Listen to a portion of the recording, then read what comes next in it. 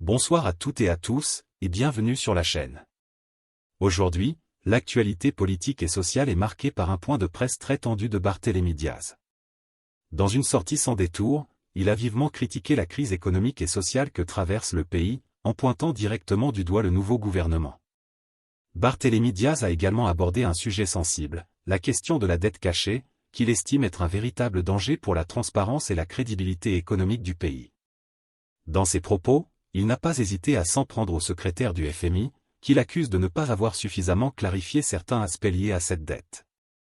Mais au-delà des chiffres et des institutions, Barth a surtout insisté sur une réalité qui touche directement les populations, la cherté de la vie. Prix des denrées, coût du transport, difficultés sociales, selon lui, le quotidien des Sénégalais devient de plus en plus difficile, et des réponses urgentes doivent être apportées. Dans cette vidéo, nous allons revenir en détail sur ces déclarations, analyser les enjeux et comprendre ce que cela signifie pour l'avenir économique et social du pays. N'oubliez pas de vous abonner, de liker la vidéo et de partager pour soutenir la chaîne et rester informé en temps réel. Pendant que le gouvernement parle de baisse, les Sénégalais vivent la hausse.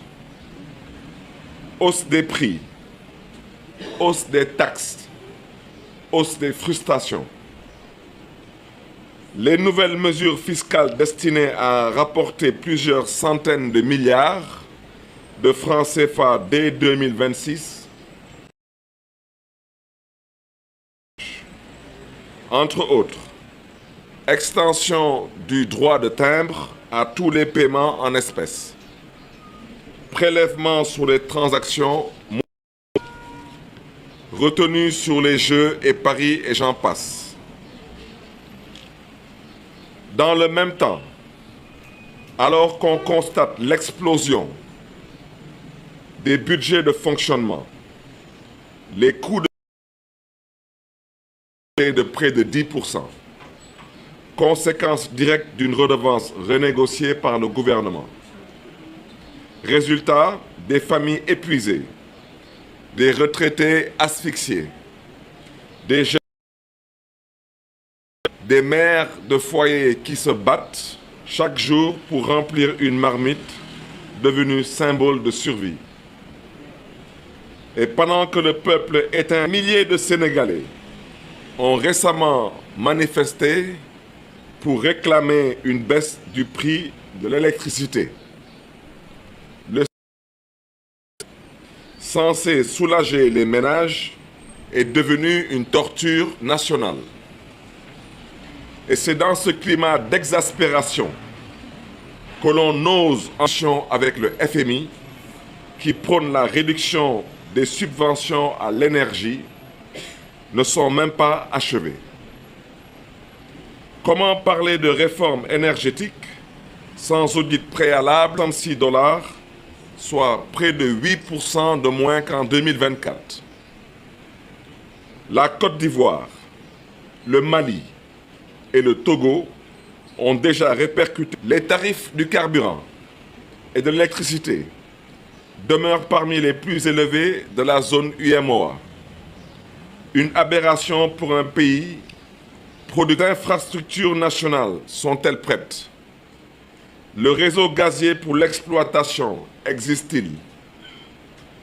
On demande au gouvernement de finaliser dans les meilleurs délais l'installation 2026 est aujourd'hui techniquement improbable.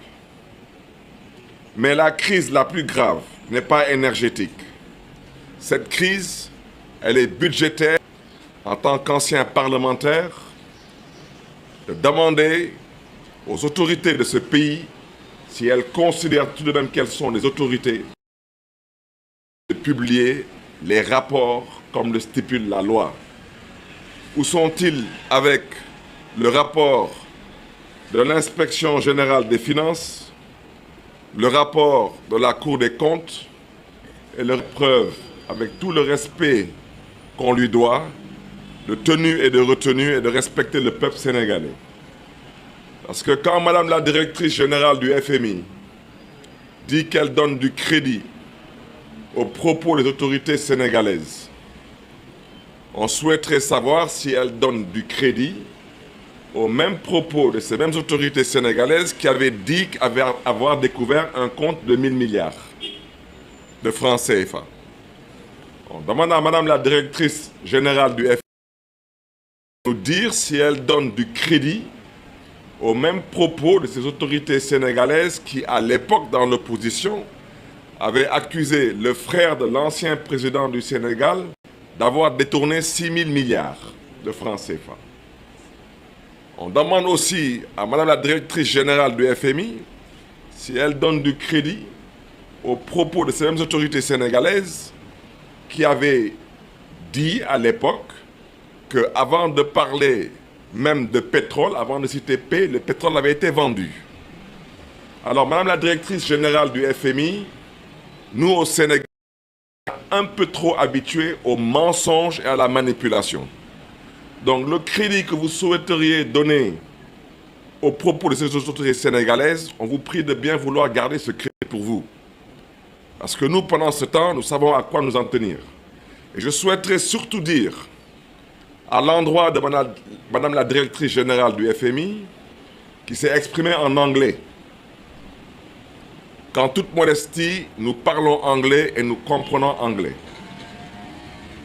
Madame la directrice a parlé de misreporting et de dette cachée. If there is a misreporting, you should be able to say how that happened and not why it happened. If there is a hidden debt, you should be able to say how that happened and not why it happened. And I would also like to say that if there is a hidden debt, then that means that it doesn't need to be paid back. Ce que je veux dire par là, c'est que s'il y a une dette cachée, on n'a pas besoin de la rembourser. Que je le sache. Ça veut dire que si vous devez de l'argent à votre banque, et la banque n'a pas vu que vous lui devez de l'argent, ce n'est pas la peine de rembourser la dette. Donc, il faudrait que Madame la directrice générale du FMI nous explique, à l'exception du marché régional, quand le Sénégal emprunte, que ce soit en bilatéral ou en multilatéral à l'international, nous empruntons en devises.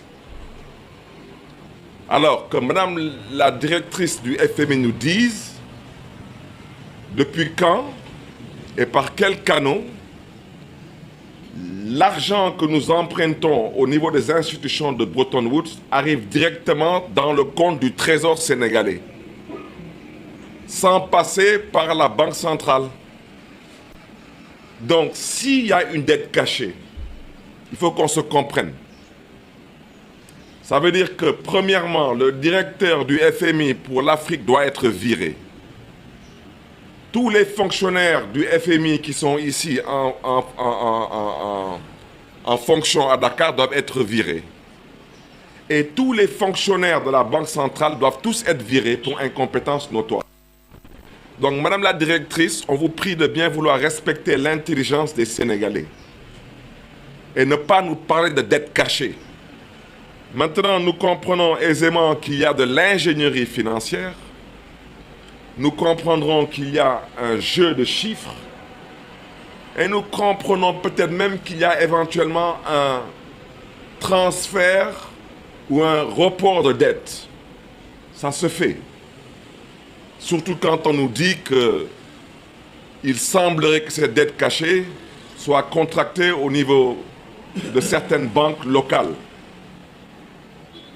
Donc, je souhaiterais savoir aussi à quoi servent les missions de contrôle et d'échange. Depuis la loi numéro 90-07 du 26 juin 1990, la distinction est pourtant claire. Les dettes des sociétés parapubliques, comme la Sénélec, la SONES, Petrosen, APIX, AIBD ne relèvent pas de la dette souveraine. Je donne un exemple.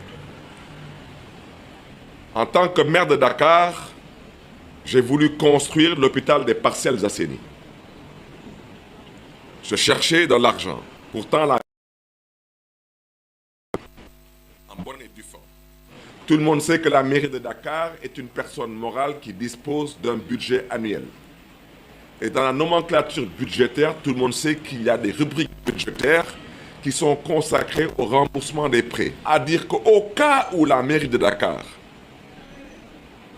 serait en banqueroute ou disparaîtrait, elle s'engage à rembourser cet argent. Mais ce n'est pas une dette de l'État du Sénégal. Décide de contracter un prêt et qu'il aille acheter des Airbus ou des Boeing, mais ce n'est pas une dette de l'État du Sénégal. C'est une dette qui sera remboursée une fois de plus et créer un récit autour d'une dette construite. Les universités, les routes, les autoponts. Le président Abdoulaye Wade s'est endetté et a endetté le Sénégal pour financer son développement. Qui n'est pas aujourd'hui fier de voir une autoroute à péage, un aéroport et j'en passe. Ces gens-là ont emprunté autant d'argent que le président Macky Sall l'a fait en 2 mandats. Est-ce qu'il y a un journaliste ici qui est capable de nous montrer un seul rond-point qu'ils ont pu construire en 1 an et demi? Un seul rond-point. Alors franchement, quand on n'a rien à dire, on ferait mieux de se taire. Nous exigeons la transparence totale sur la dette, y compris surtout sur les eurobonds qui ont été émis depuis 2024. À quelle fin? À quel taux? À quelle échéance? Et surtout, à quel coût pour les générations futures? Le peuple sénégalais a le droit de savoir ce qui s'est négocié en son nom. Et pendant qu'on parle de dette, que sont devenus les fonds destinés aux urgences? Les 8 milliards annoncés pour les sinistrés des inondations n'ont connu aucun bénéficiaire identifié, aucun rapport d'exécution budgétaire publié, pas une seule ligne de traçabilité. Les 5 milliards débloqués pour indemniser des supposées victimes des manifestations n'ont, eux, aucune base légale. 2 décisions graves, contraires à la loi, ni décret, ni arrêté, ni loi des finances rectificatives connues du grand public.